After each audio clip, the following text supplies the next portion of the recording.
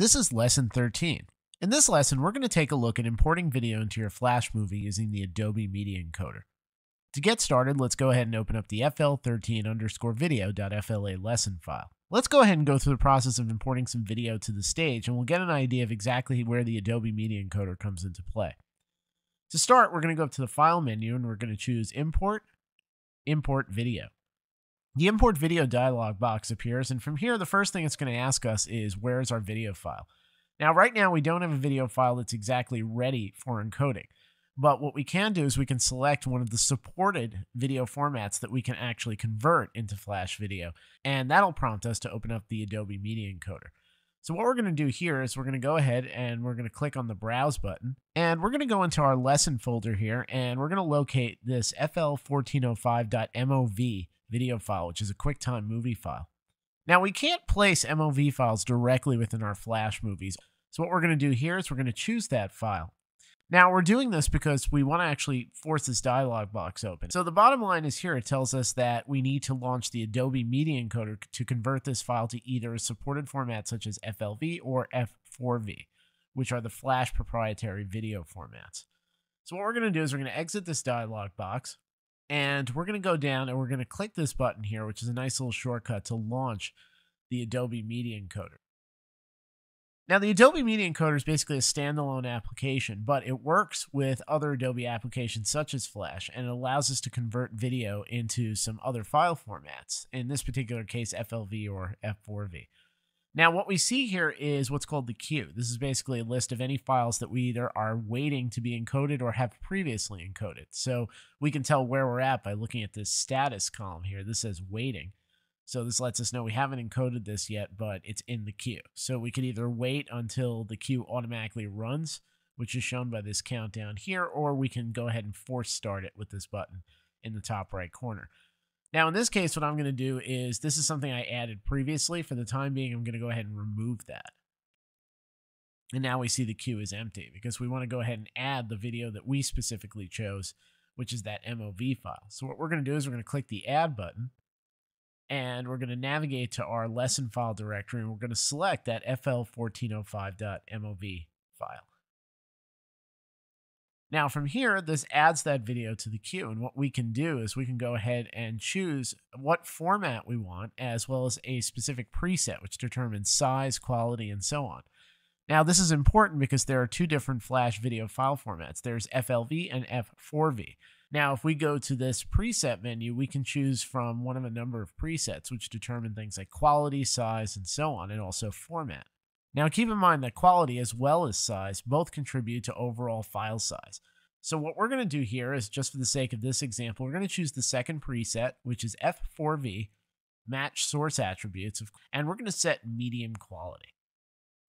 Now, the nice thing is that we can add a number of different files to the Adobe Media Encoder. One thing it's capable of doing is batch encoding. That means we can either choose or drag and drop a number of files that we'd like to encode. I may have a number of MOV files that I want to include in my Flash movie or other movies. So this actually can do more than one file at a time. We can add as many files as we'd like. Now, another nice thing about the Adobe Media Encoder is it does quite a few other things other than just convert video. We may want to trim our video down. We may want to add cue points that allow us to navigate the video. And the great thing is we can do that for anything in the queue. If we select a video in the queue, in this case we already have one, we can go ahead and we can click this settings button over on the right side.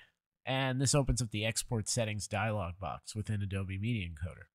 Now, what we get on the left-hand side is we get a preview window, which shows us a small preview of our video.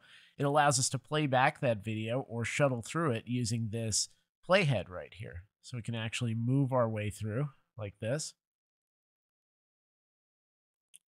Now, this allows us to scrub through the video and see different portions of it. Now, what's even nicer is that we may decide at some point that there's stuff in this video that we don't want. Maybe we have some dead air at the top or the bottom. So what we can actually do here is we can use these trim markers on the left and right-hand side, and we can pull those in to determine where the video will start and where it'll end. It basically crops the video and removes that content. So the final encoded video will not include anything before this left-hand trim marker. We can do the same for the end. We can pull that in, and we can determine an endpoint for this video, just like this. Now, at the top, we have this source and output tabs here. Now, we're generally looking at the source tab, so this shows us our video unaffected. In other words, if we're performing any crops or any special settings here, you'll see we actually do have a crop tool, which is kind of cool. We're not going to do that in this particular lesson, but if you want to see the result of your work, you can bring the output tab forward, and it actually shows you what's going to be output as opposed to the raw source itself. Now, on the right-hand side, we're not going to go into too much detail here. These are basically all of your export settings. Now, one last thing we can do within our video here is we can go and we can add what are referred to as cue points. You can think of a cue point sort of like a chapter marker. We can add cue points for navigation so that if we have the right controls set up on our final video, we can navigate between those cue points or jump without having to scroll frame at a time or just wait for a real-time playback. Another thing we can do is we can create cue points for ActionScript, and we'll describe this in a moment. So let's go ahead and actually create a cue point. And the way we do that is we can drag this playhead to a point where we'd like to set a marker or a cue point, for instance, right here where we get to the top of the monument. And I want someone to be able to jump to this 20 seconds in, as we can see here by the time code marker. So over here, we're going to go ahead and click the Add Cue Point button. And this creates a new cue point in the panel here. By default, it just gives it the name of cue point. If you click on this once, you can edit the name. So we're going to call this monument, and I'm going to tab out of that. If you'd really like, you can also edit the time. Maybe you didn't get an even time or you want to just manipulate a bit, you can do that from here. Now, what's important here is the type. You're going to see if you click on this drop-down menu, we have two types of cue points. We have what's referred to as an event and what's referred to as navigation. Now, the navigation is what you're going to more commonly use if you just want someone to move around your video. However, you can also create what are referred to as event cue points. Event cue points actually dispatch events when the playhead reaches that point. That's a little bit more than we're going to cover in this particular chapter or book. So what we're going to do is we're going to go to the navigation cue point and select that. Now, once you've dialed in all of your export settings, you're pretty much ready to create your video. So what we can do is we can go ahead and click OK. And this brings us back to the queue. And when you're ready, all you need to do is just click the Start Queue button and let your video run. So we're going to go ahead and do that. So we're going to click Start Queue. And depending on the length of your movie and the overall settings that you chose, this may take either a few seconds or a few minutes or longer. Once your video is done encoding, you can either exit or just hide Adobe Media Encoder and you can return back to Flash. And now from here, where it says, where is your video file, you're going to go ahead and click that Browse button again, and you're going to choose the newly encoded video that you've created, which should either have a .f4v or .flv extension. And now you can go ahead and click Continue.